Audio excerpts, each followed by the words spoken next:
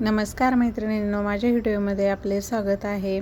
तर आज आपण जे डिझाईन बनवणार आहोत, तर बाही डिझाईन बनवायची आहे, देवसेना बाही बनवायची आहे. त्याच्यामुळं मी लांबी जी आहे त्याची 20 इंच घेतलेली आहे आणि उंची जी आहे ती मी 9.5 इंच घेतलेली आहे. म्हणजे डबल फोल्डमध्ये आहे हा कपडा.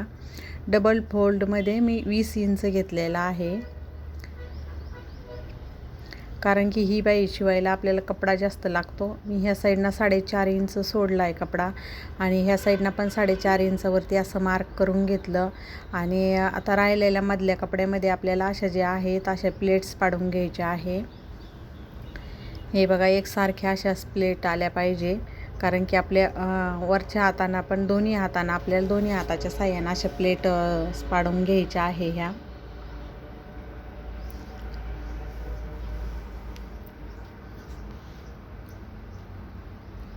कारण की ह्या बाईला कपडा जास्त लागतो. आणि ही जी मी बाई जी शिवते ना, तर ह्या बाईची जी हे आहे, तर हा 42 छाती साईज ब्लाऊजची बाही आहे ही. त्याच्यामुळं याला कपडा मला जास्तच लागणार होता आणि याला जास्तच कपडा लागलेला आहे. तर छोटी बाई शिवायची असल्यानंतर इतका कपडा नाही लागणार आहे, कमी कपडा लागेल. पण आपल्याला ही मोठी साईजची असल्यामुळं मला इथं जास्त कपडा लागलेला आहे.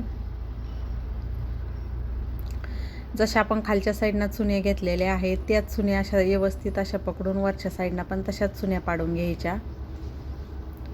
कारण हा जो आहे तर सिल्कमधला कपडा आहे, म्हणजे जो ब्लाऊज पीस असतो ब्लाऊज पीसचा कपडा नाही आहे हा सेपरेट वेगळा त्यांनी असा कॉन्ट्रास्ट कपडा आणलेला आहे.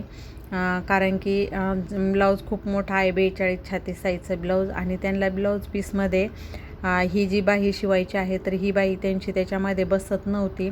तर मग त्याच्यामुळं त्यांनी मला असा वेगळा असा 1 मीटर कपडा आणून दिला होता की ह्या कपड्यामध्ये तुम्ही बाही हे करा म्हणून, आणि कॉन्ट्रास्ट पण होऊन जाईल. कारण की साडीमध्ये असा येल्लो कलर होता, त्याच्यामुळे त्यांनी अशी येल्लो कलरचा मला सिल्कमध्ये कपडा आणून दिलेला आहे.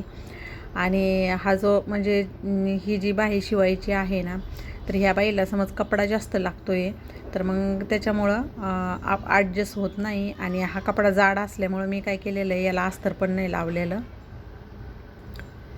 न अस्तर लावताच मी याला हे करणार आहे. अस्तरची समज जाडा कपडा असल्यामुळं अस्तरची काही गरज नाही. आणि आपल्याला आता खालच्या साईडनं त्याला काठ जो आहे, तर हा ब्लाऊज पीसचा काठ आहे, तर त्या काठाला आपल्याला अस्तर लावावं लागणार आहे. कारण आपलं फिनिशिंगमध्ये पण येऊन जाईल आणि काठाला आपल्याला अस्तर लावायचे. जरीचा काठ आहे त्याच्यामुळं आपल्याला तिथं अस्तर वापरावंच लागणार आहे. अस्तर असं मधल्या साईडनं मी असं फोल्ड करून घेतलं आणि वरतून जे आहे तर वरतून अशी दाबटीप मारून घेते त्याच्यावरतून. कारण दाबटीप मारल्यामुळं वरतून टीप घेतली ना, शिलाई मारल्यावर काय होतं आहे, अस्तर बाहेर वगैरे येत नाही. आता दोन्ही साईडच्या ज्या बाहीला आपल्याला लागणार आहे काठ, तर त्याच्यासाठी मी काय करते, दोन्ही साईडचं जॉईंट करून घेते.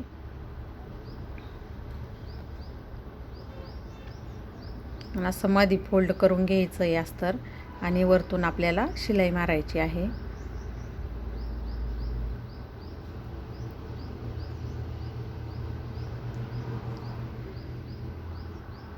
आता इथे बघा, थोडासा कपडा खालीवर झाला आहे, तर असं कट करून घ्यायचं. म्हणजे अस्तरचा कपडा थोडासा मोठा झाला होता, तर असं आपण त्याला नंतर व्यवस्थित असं कट करून घ्यायचं. आता ही जी बाही आहे बघा, ह्या डिझाईनला आता आपल्याला असं आलं पाहिजे शिवल्यानंतर. तर व्यवस्थित ठेवून घ्यायचं की कोणची साईड आपल्याला खाली ठेवायची, कोणची वरती ठेवायची. म्हणजे आपल्याला याची जी आपण शिलाई मारणार आहोत ती शिलाई आपल्याला आतल्या साईडनं पण दिसणार नाही, म्हणजे जॉईंट दिसणार नाही आहे तिथं. त्याच्यामुळं आपल्याला अशा प्रकारे लावून घ्यायचं. अगोदर जे आहे तर अगोदर अस्तर जॉईंट करून घ्यायचं.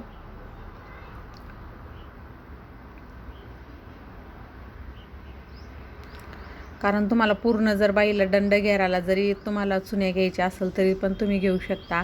पण हा ब्लाऊज मोठ्या साईजचा असल्यामुळे याचा दंड घेरत जो आहे 7 इंच होता, म्हणून मी इथं थोडंसं कमी घेतलेलं आहे.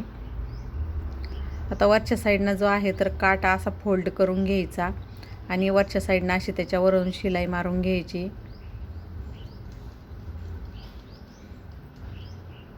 कारण की एकदम व्यवस्थित अशी फिनिशिंगमध्ये येते, कुठेही गडबड करायची नाही.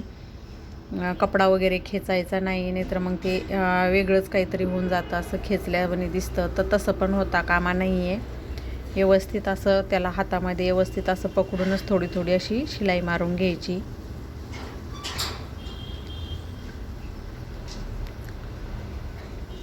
जो एक्स्ट्रा आहे कपडा, तर एक्स्ट्रा कपडा जो आहे तो कट करून घ्यायचा. आता ही आपली अशी प्रकारे बाही जी आहे ती तयार झालेली आहे. आता आपल्याला याला आकार द्यायचा आहे, कारण मी बाहीला आकार दिलेला नव्हता. तर आता आपल्याला बाहीला आकार द्यायचा आहे.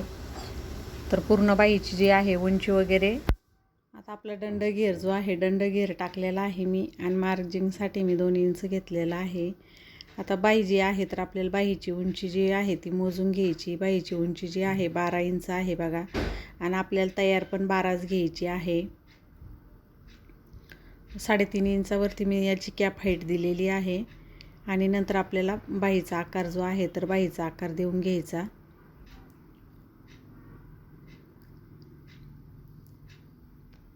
आता आपण जर का डायरेक्टच बाही जर कट केली, तर आपल्या वरच्या साईडच्या ज्या चुन्या आहे, तर चुन्या आपल्या निघल्या जातील त्या प्लेट्स.